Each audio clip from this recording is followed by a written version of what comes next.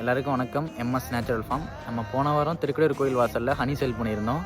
அந்த வீடியோ ரொம்ப நிறைய வியூஸ் போயிருந்தது. எல்லோரும் பார்த்துட்டு நம்ம ஹனி ஆர்டர் பண்ணியிருந்தீங்க. எல்லாருக்கும் ரொம்ப ரொம்ப நன்றி. ஆர்டர் பண்ணவங்க எல்லோரும் நம்ம ஹனியை டேஸ்ட் பண்ணி பார்த்துட்டு நல்லாயிருக்கு அப்படின்னு சொல்லிட்டு கால் பண்ணி சொன்னீங்க.